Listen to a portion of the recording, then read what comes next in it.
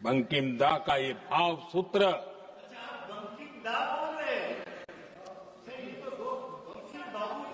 बंकिम बाबू बोले। अच्छा, thank you thank you thank you thank you thank you, आपकी भावनाओं के लिए मैं आदर करता हूं। बंकिम बाबू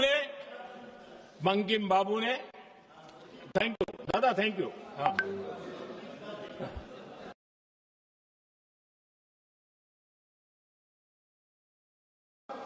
जनाब बंकिम चंद्रा साहब के बारे में मैं आपके सामने डॉक्यूमेंट लेकर रहा हूं कि उन्होंने बीए का एग्जाम पास नहीं किया था, 7 मार्क्स से फेल हो गए थे, ये भी रख रहा हूं। तो आप जिसको लिटररी जायंट बता रहे ये नहीं है। बहुत बहुत शुक्रिया।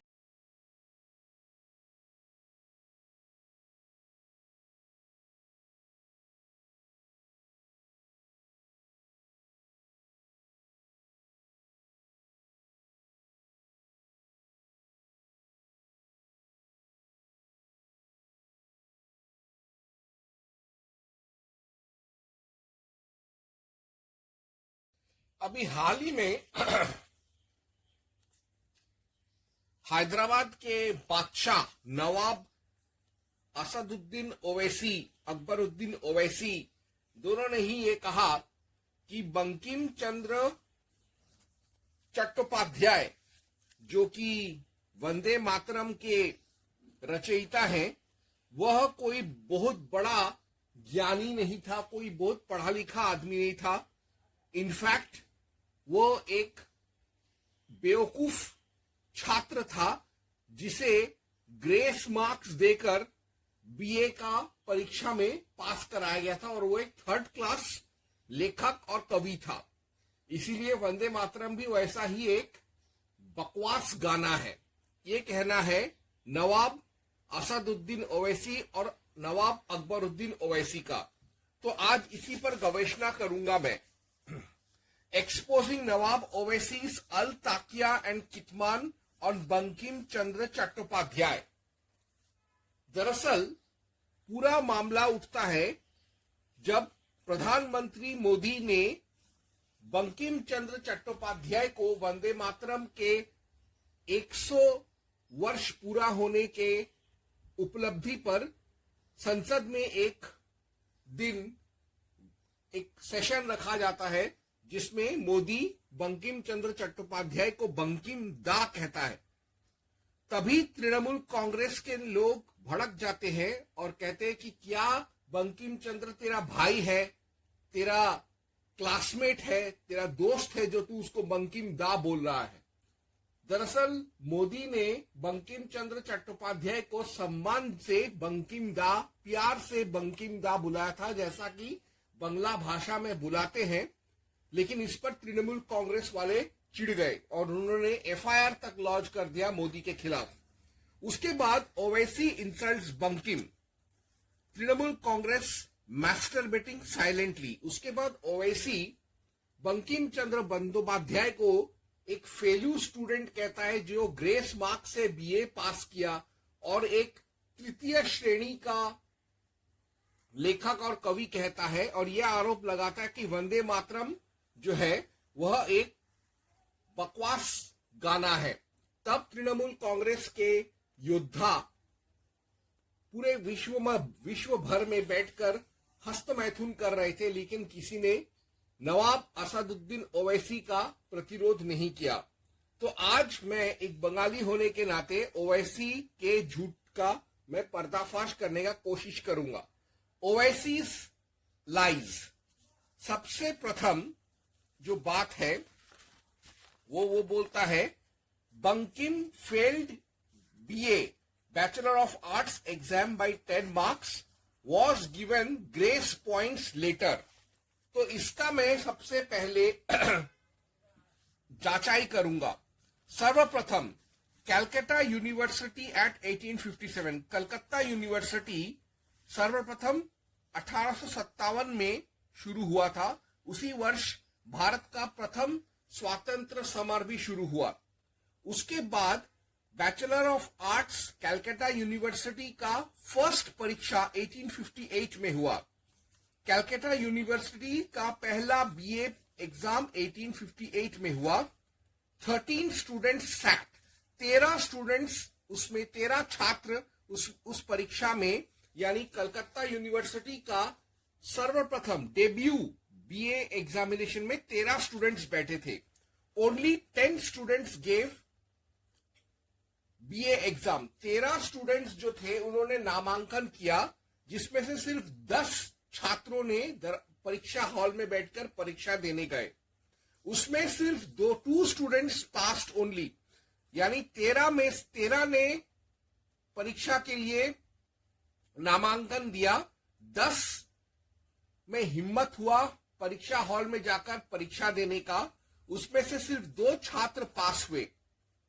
5 out of 6, only 2 students passed 5 out of 6 subjects। ये जो 2 स्टूडेंट्स थे, इन लोगों को उस जमाने के कलकत्ता यूनिवर्सिटी के बैचलर ऑफ आर्ट्स बीए परीक्षा के नियमों के हिसाब से 6 विषय थे, 6 सब्जेक्ट्स थे, और ये 2 छात्र जो पास हुए, सिर्फ 2 छात्र उत्तीर्ण हुए।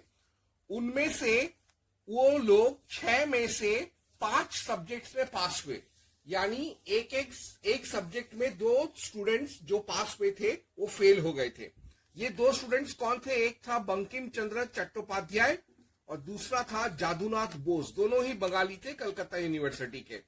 लेकिन बंकिम और जादूनाथ बोस को मेरिटोरियस एक्सीलेंट स्टूडेंट माना जाता था कलकत्ता यूनिवर्सिटी के प्रोफेसर्स द्वारा, डीन द्वारा।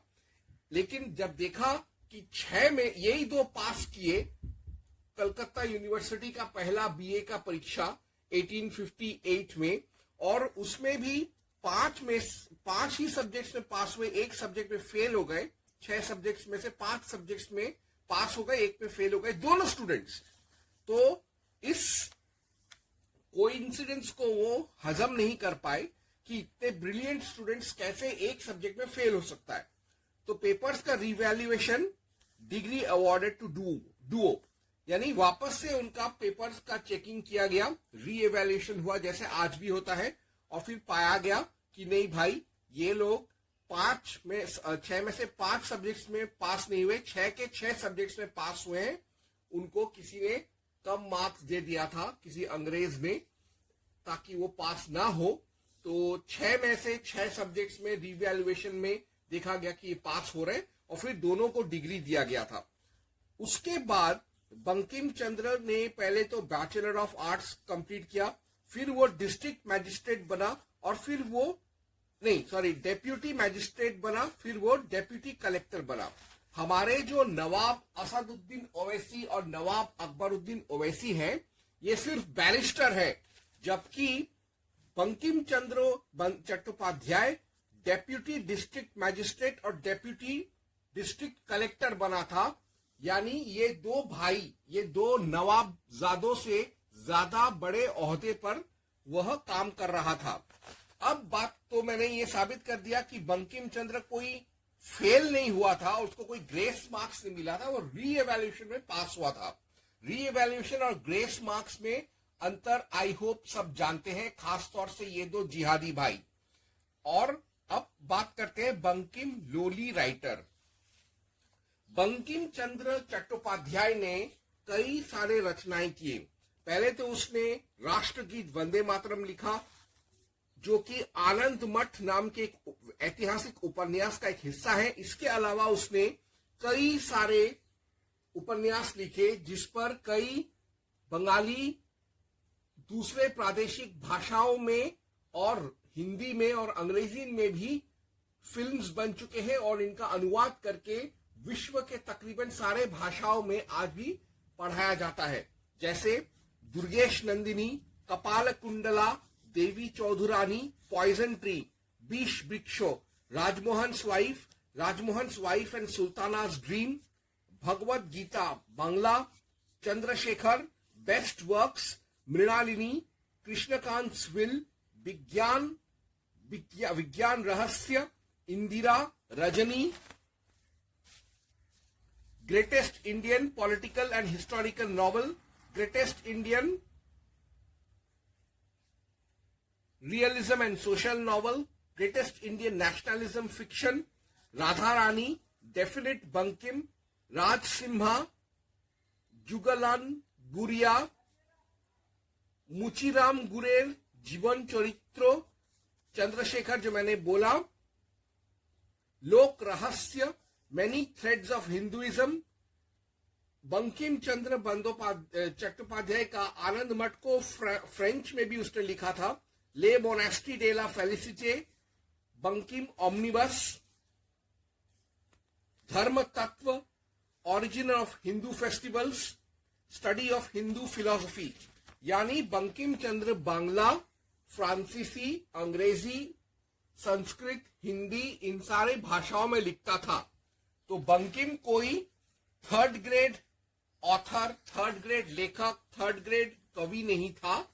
वह एक प्रथम श्रेणी का कवि, उम्दा किस्म का लेखक और उत्कृष्ट रचयिता था। कम से कम असदुद्दीन ओवैसी, अकबरुद्दीन ओवैसी और उनके बाप सालार उद्दीन ओवैसी से तो बहुत ज्यादा अच्छा लिखता था। अब ये सब तो हो गया बंकिम चंद्र बंदोपाध्याय का बात। अब मैं ओवैसी, नवाब ओवैसी से ये जानना चाहूंगा कि मौलाना अबुल कलाम आजाद स्क्वॉल्स क्या थे। भारत का प्रथम शिक्षा मंत्री, एजुकेशन मिनिस्टर मौलाना अब्दुल कलाम आजाद, वो कहां तक पढ़ा लिखा था। तो ये जानने के लिए मुझे पढ़ना पड़ेगा मौलाना अबुल कलाम आजाद का जीवनी, जो उसने खुद लिखा था, India wins freedom, released after 30 years, the complete version. Maulana Abul Kalam Azad ने अपने वसीयत में लिखा था कि उसका जो आत्मकथा है वह उसके मरने के 30-40 साल में के बाद प्रकाशित हो। तो वो लोगों ने 30-40 साल बाद ही प्रकाशित किया और उसी पुस्तक में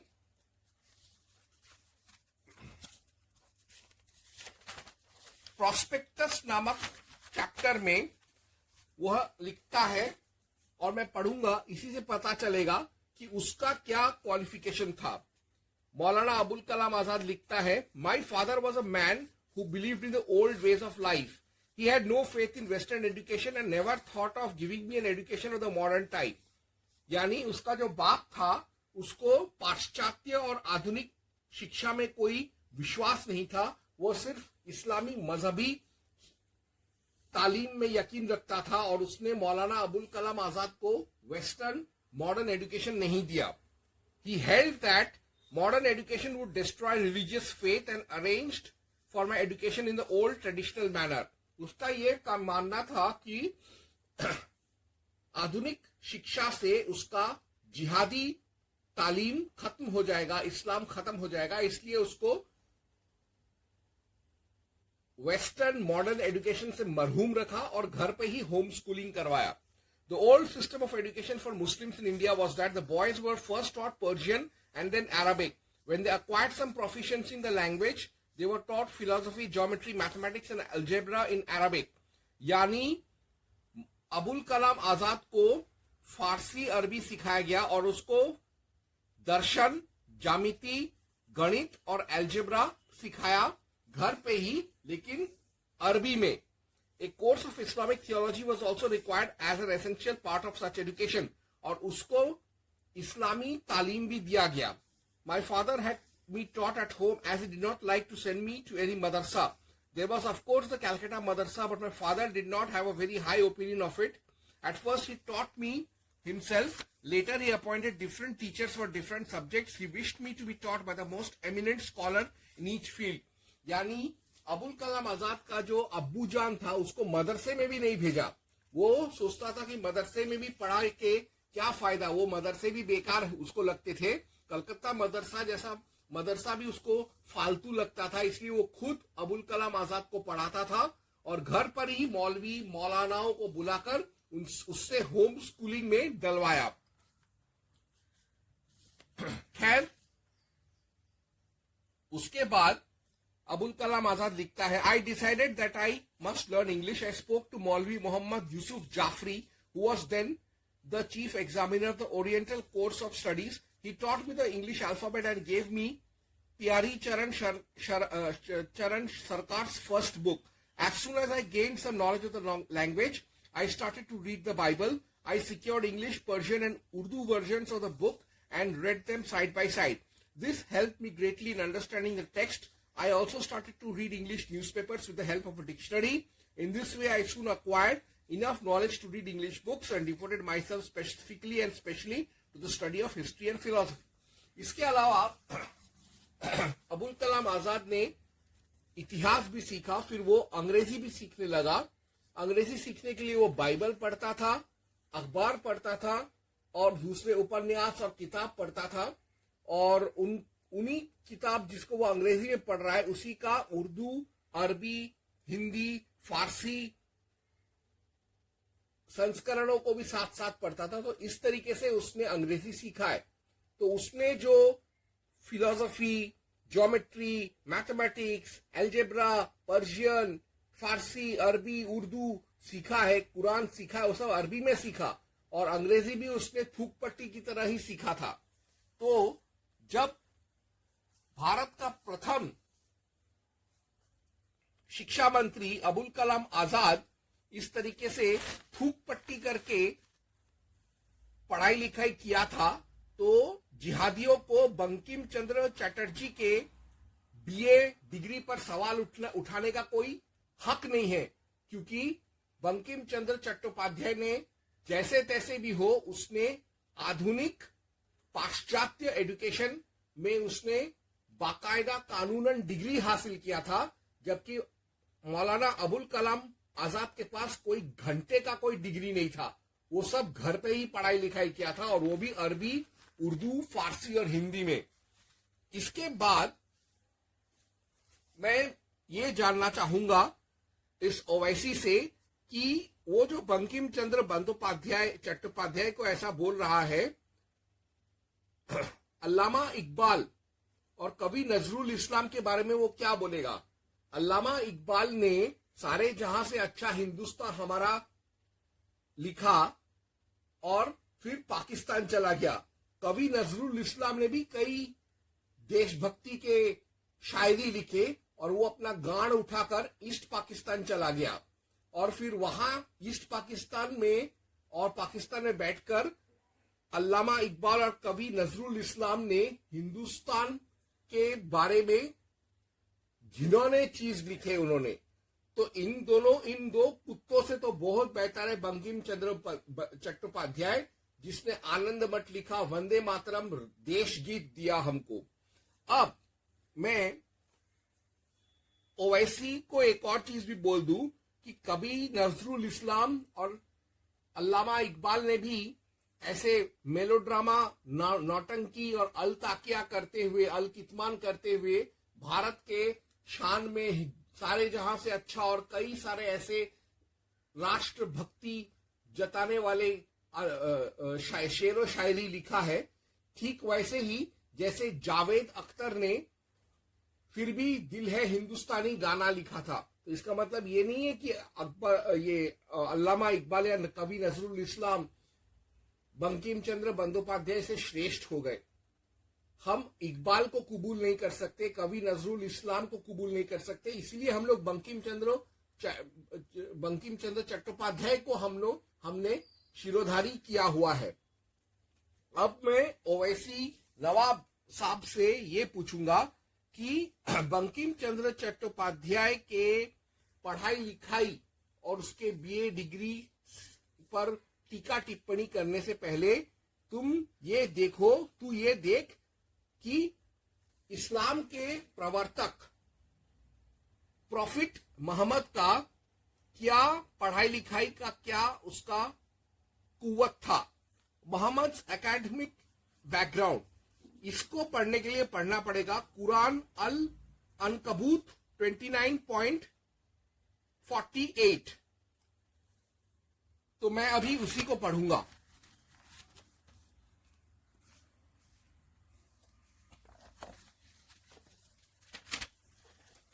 मैं पढ़ रहा हूं कुरान